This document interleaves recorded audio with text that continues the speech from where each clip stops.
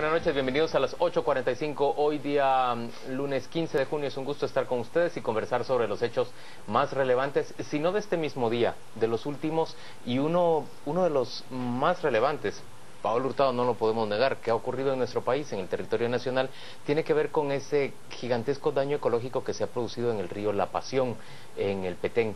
Se trata de un río de una riqueza biológica que, yo con vergüenza lo digo, uno no lo nota hasta que se produce una tragedia de este tipo. Ustedes ven las imágenes, han sido miles y miles de peces, tortugas, peces de todo tipo de variedad. Es difícil entender cuán grande es el daño que se ha causado. Se piensa que en más de 100 kilómetros a lo largo del río La Pasión.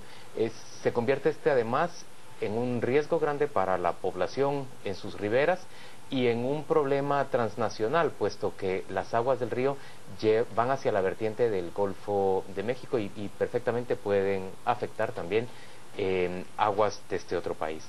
Estamos conversando en esta noche, hemos invitado a 3 expertos en este tema. Julio Ruano, él es un experto, él proviene de la organización Agrequima, él es un experto en productos químicos. Está con nosotros el viceministro de Ambiente del Ministerio de Ambiente y Recursos Naturales, él es Carlos Alberto Monterroso, y nos acompaña también Alejandro Chacón, quien es gestor ambiental de la reforestadora de palma Sociedad Anónima, es REPSA, la empresa que siembra palma africana a las orillas del río La Pasión y que ha sido señalada de ser responsable de esta desgracia. Gracias, señores, por acompañarnos. Arrancamos con la conversación. Buenas noches para el señor viceministro. Han declarado ya una alerta naranja la semana pasada y hasta hoy, a pesar de que desde el 6 empezó a agudizarse el problema, convocan a una mesa para empezar a ver qué pueden hacer en favor de los habitantes y del río. Desde la versión del Ministerio de Ambiente y Recursos Naturales, ¿qué sucedió en La Pasión? ¿Es un plaguicida? ¿Es una razón todavía no identificada? ¿O qué es lo que ustedes manejan? Ok, muchas gracias primero por la invitación. Quiero comentarles que precisamente el 8 de abril se dio la primera mortandad de peces y que fue registrada, ¿verdad? El 28 de abril la primera. ¿8? Sí. ¿8 o 28? No, 28. Okay. 28. Desde ese momento el Ministerio de Ambiente pues se da cita al lugar y empieza con una serie de muestreos en el cauce del río. Obviamente los resultados de este muestreo se tienen el día 27 de mayo, ¿verdad? Estas muestras fueron enviadas a Ciencias Químicas y Farmacias, al laboratorio de ahí. Un mes más tarde, ¿por qué se toma tanto tiempo? Bueno, prácticamente las muestras fueron tomadas, en este momento no les podría decir la fecha exacta, pero entre el 1 y el 11 de mayo. ¿Verdad? El día 11 se toman las muestras, se sigue el protocolo de resguardo y el día 14 se ingresan a farmacia. Nosotros por el momento tenemos resultados de ese primer muestreo, ¿verdad? Que nos dice que dio positivo en un producto, un insecticida denominado malatión. Sin embargo, el día 6 de mayo nosotros tenemos el reconocimiento de la empresa REPSA, en donde nos indica que hubo un desbalce de sus lagunas de oxidación. Entonces eso prácticamente nos obliga a nosotros como ministerio a revisar y a monitorear el instrumento ambiental que contienen, porque puede ser una de las posibles causas. Acá no se ha definido exactamente qué fue la causante de la muerte de los peces. Sin embargo, se tienen ya las muestras, los análisis de las muestras que nos indican que pudo haber sido este producto, y también tenemos el tema de las lagunas de oxidación, que es lo que tenemos hasta el momento. Alejandro, ustedes dicen que no utilizan el plaguicida malatión en REPSA. Sin embargo, sí tuvieron ese rebalse de sus lagunas de oxidación. ¿Puede el contenido de esas lagunas haber dañado de tal manera el río en 2 ocasiones ya, que se produce esta mortandad de peces y en general de fauna? Pues buenas noches, déjeme comentarle. El primer evento sucede el 28 de abril y nosotros el 4 de mayo presentamos al Ministerio de Ambiente un oficio notificando de este evento. El evento del 28 sucedió por un exceso de lluvia. Nos llovió más de 9 pulgadas en una sola noche, que equivale al 93% casi de lo que llovió en el mes de abril. Imagínense esa cantidad de agua.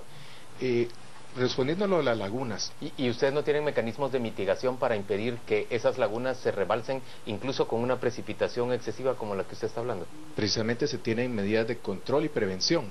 Sin embargo, los drenajes naturales que conducen el agua dentro de las plantaciones, a las orillas de las comunidades, y que obviamente va hacia los lugares más bajos, esa cantidad de agua que no es acostumbrada en esa zona, pues obviamente las bordas que nosotros tenemos de prevención, pues no es que se las hayan llevado, sino que el nivel subió y llegó a pasa por encima de ellas. Pasa, no sabemos cuánto, en qué momento.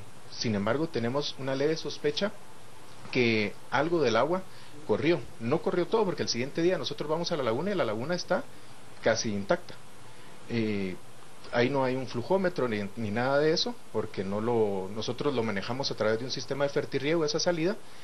Nosotros no tributamos a ese río las aguas residuales del proceso de extracción. ¿Qué contiene la laguna de oxidación? Las lagunas, el sistema de tratamiento de aguas residuales de la planta, pues básicamente es agua orgánica, porque nosotros procesamos fruta. La fruta la cocinamos, la cocemos, eso se exprime a través de un sistema mecánico, y el bagazo, le podríamos decir ahí, se va degradando desde la laguna anaeróbica hasta las lagunas facultativas. En la última laguna lo único que hay es agua con alto contenido orgánico, que nos sirve a nosotros como un sistema de fertirriego. Déjenme entender algo. ¿Por qué ustedes aseguran que no tienen nada que ver con la mortandad en La Pasión si tuvieron este rebalse de sus lagunas? ¿Cómo pueden ustedes a hoy dar fe que no son responsables de este ecocidio, como le están llamando?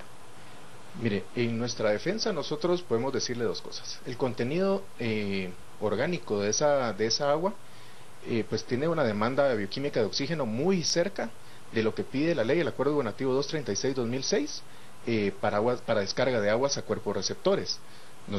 Esos no son los análisis que nosotros tenemos, y seguramente lo que va a aparecer también en el Ministerio de Ambiente. En altas concentraciones es como que un lodo llegara. Sin embargo, tenemos 11 kilómetros desde la última laguna hasta el río La Pasión. Hay flora y fauna en todo ese recorrido, en un arroyo que es el que pues se conectó indirectamente al sistema de lagunas, a las lagunas, y que es el que descarga vierte a La Pasión. Entonces usted imagínese 11 kilómetros, pues por dilución, la lluvia, etcétera. Y el primer día, en el primer momento, pues surge la duda. No teníamos análisis de ese momento, no tuvimos nadie presencial. Sin embargo, la mortandad de peces del primer evento sucede 7 u 8 horas después de que terminó de llover. O sea, si usted va a vertir esa cantidad de lodo, si lo quiere poner así hasta muy dramático, debería ser inmediato y en el lugar, no 7 u 8 horas después. ¿Qué piensa el representante de Agriquima cuando ve este hecho? Bueno, en primer lugar yo creo que habría que esperar los resultados de las segundas muestras para estar claros de qué puede pasar o cuál puede ser el problema. Con respecto al malatión que se ha hablado tanto, si se aplica malatión en las condiciones correctas, tal como lo recomiendan las casas comercializadoras y de acuerdo al análisis de riesgo con el que fue inscrito en el Ministerio de Agricultura, este problema no debe de pasar y no debería pasar, es decir, es imposible que pase, puesto que está sumamente estudiado de que si usted aplica cualquier insecticida adecuadamente, puede llegar en cierta escorrentía, pero en cantidades tan pequeñas que no puede causar ningún tipo de estos problemas. Pero si por un accidente se rebalsa, por ejemplo, un tonel de malatión, ¿qué daño puede causar en el río? Si usted por un accidente tira un tonel de malatión en el río, definitivamente sí va a causar toxicidad en los peces que están alrededor de donde cayó el tonel. Hay que recordar que el río La Pasión tiene un caudal enorme, ¿verdad? ¿Cuán extenso puede ser el daño? ¿10 kilómetros? No, no lo creo. No lo creo. En primer lugar, porque el malatión es completamente soluble en agua. Su formulación lo que hace es permitir precisamente que se solubilice completamente en agua y se solubiliza muy bien y se diluye de una forma bastante grande. Eso, en el caudal que tiene el río, se diluye tanto que llega a concentraciones que ya no afectarían en algún momento a los peces en poco tiempo. Y Repsa nos dice que ellos no utilizan malatión. No, nosotros no utilizamos malatión, nosotros tenemos un manejo integrado de plagas de base biológico. Nosotros controlamos y regulamos plagas y enfermedades con liberación de insectos benéficos o aplicación de hongos que parasitan a los insectos plaga. ¿De dónde proviene la idea, señor viceministro, de que hubo malatión en el río La Pasión? De la Facultad de Ciencias Químicas y Farmacia. Ellos en su resultado de laboratorio nos dicen que este tipo de insecticida da positivo en la muestra. de la primera muestra. Nosotros ahorita ya tenemos 5 muestras más en proceso que desde esa ocasión se han venido dando en diferentes puntos del río, precisamente porque la obligación de nosotros como ministerio es monitorear y llegar a la conclusión de qué está pasando, porque independientemente quién ha sido, hay que encontrar quién fue el responsable de esto. ¿No le parece, señor Monterroso, que van sumamente lento? Mire, nos dice fecha 28 de abril que empiezan a morirse los peces. 27 de mayo les da el resultado esta unidad de farmacovigilancia o farmacología. Un mes después, 6 de junio declaran la alerta naranja. Hoy, 15 de junio, convocan a una mesa y se reúnen hasta el miércoles. Y ustedes mismos lo han llamado el mayor desastre ecológico del país. Debería ser una alerta roja y a nivel mucho más importante y urgente. No, yo creo que aquí sí me gustaría aclarar algo. Usted tiene razón en algunas cosas que ha comentado. Hay varios puntos que hay que discutir. Primero, en todo este proceso hay muchas acciones intermedias, ¿verdad? Nosotros, para poder reaccionar como ministerio, tenemos procedimientos que ejecutar, los cuales no nos podemos pasar en blanco. Por ejemplo, hay una denuncia penal en contra de la empresa Repsa y esto fue producto prácticamente de una serie de procedimientos. ¿Quién plantea la denuncia? ¿El ministerio? El Ministerio de Ambiente, ¿verdad? La plantea ante el Ministerio Público. El Ministerio Público pues acciona de manera casi inmediata y de alguna manera, junto con el acompañamiento del Ministerio de Ambiente y de otras instituciones de gobierno, se apersonan en el lugar y empiezan a hacer también una serie de muestreos nuevamente. Pero el ministerio se entera del daño por el informe de la propia empresa, de Repsa, ¿o se entera de manera independiente? No, de manera independiente. ¿Cuáles son sus vías de información? Mire, la primera que tenemos es el primero de mayo, a través de una denuncia telefónica hecha a nuestro delegado departamental. En ese mismo día, el delegado departamental se da cita al lugar acompañado con el representante de AMPI, que es la Autoridad para el Manejo Sustentable del lago Petén Itzá. En ese momento ellos constatan esto y por eso les digo que en este momento no tengo la fecha exacta porque no estoy seguro si ese día 1 se hizo la muestra o fue el 11 de ese mes, que fue cuando se hizo el primer muestreo, ¿verdad? Para determinar, para que pudiéramos determinar al final cuál fue la causante. Pero lo preocupante es que hoy, 15, no sabemos cuál es la causante. Okay. Lo que puede decir Repsa es que ellos no aplican malatión. Mire, hay un principio que en este momento de precautoriedad que se llama, ante no saber cuál es la razón de esta contaminación, nosotros como ministerio tenemos que accionar. Y una de esas acciones es que el día de hoy se nos dio por aceptado un amparo que se presentó. Este amparo implica que al no saber cuál fue la causante, prácticamente se detienen las operaciones de la empresa Repsa por 15 días, en donde el ministerio tendrá que poner medidas de mitigación en estos 15 días para que la empresa pueda cumplirlos y en esos 15 días demostrar que no fue el funcionamiento de la empresa la que causó este tipo de daño. Alejandro, ¿qué significa para ustedes esa puesta en práctica de medidas de precautoriedad? Pues fíjese, para nosotros es importante estas medidas de precautoriedad. Muestra de eso es que nosotros tenemos más de 8 días de no estar operando. Precisamente el día que hace la diligencia el Ministerio Público, nosotros no estamos operando. Y ¿qué significa? No estar cosechando y no estar cociendo, correcto, no estar procesando el copio. La fruta, exacto, los racimos de fruta fresca. Nosotros tenemos más de 8 días de no estar trabajando. Ahora nos comunican esto, pues para nosotros pues van en la misma línea. Esto nos va a beneficiar a nosotros para demostrar que nosotros no somos el causante. El Ministerio Público allanó las instalaciones de la planta de Repsa. ¿Y qué pueden encontrar ahí según ustedes? Pues lo que pueden encontrar es un sistema de gestión basado en la sostenibilidad económica y socioambiental, en el cual se le pueden demostrar las buenas prácticas agrícolas, el buen manejo de plaguicidas, de los que hay, que son por lo general etiquetas verdes, etiquetas azules, que son los de menor toxicidad. ¿Cuántas hectáreas cultiva la reforestadora de palma en Petén? Mire, nosotros manejamos una gran cantidad de caballerías allá en el norte. Yo creo que por confidencialidad de la información. 35.000 hectáreas, leí hoy en un artículo que le atribuyen a todo el grupo, del grupo Jame, que es como, no sé si está arriba o debajo de Repsa. No, estaría de abajo, o sea, no le podría decir exactamente, debido a que esto es palma africana para producir los productos de Olmeca. Esta es palma de aceite para producir aceite crudo. Este aceite crudo pues es de grado alimenticio. hay muchos productos que se procesan con este aceite crudo de manera nacional e internacional. No somos la única empresa en el mundo. Licenciado Ruano, en términos generales, ¿la palma africana utiliza plaguicidas químicos?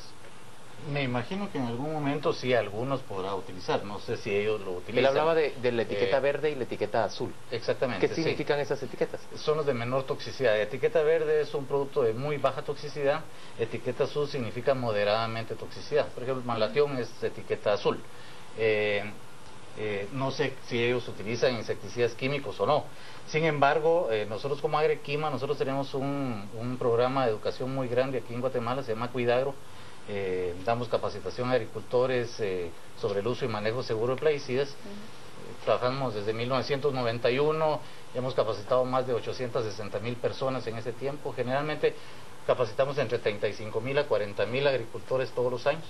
REPSA precisamente ha sido capacitado en eso. El año pasado capacitamos como a unas 900 personas ahí en REPSA, entre aplicadores, técnicos agrícolas, bodegueros y todo, y a todas las personas que trabajan en la agricultura los capacitamos en el buen uso y manejo de plaguicidas. ¿Y ustedes que monitorean desastres ecológicos por diversas causas, han tenido acceso a casos similares, como lo que está ocurriendo en La Pasión? Un día amanecen flotando 25 quintales de peces. No. Y tiene... Lo único que he observado yo es con las mareas rojas, por ejemplo, en la costa sur, que son otros problemas. Pues, aquí no sé cuál es el problema. Yo creo que hay que llegar al final de la investigación con las muestras y todo para saber exactamente cuál fue el problema, ¿verdad? Pueden ser muchos, no sé cuál será. Señor viceministro, ¿ha habido otro tipo de desastres, si no de esta magnitud, de una magnitud considerable en el resto del territorio nacional? No que yo recuerde. Por eso precisamente se le está, creo, denominando ecocidio, precisamente porque no tenemos memoria histórica, quizá los más jóvenes, de que algo haya pasado algo de esta manera,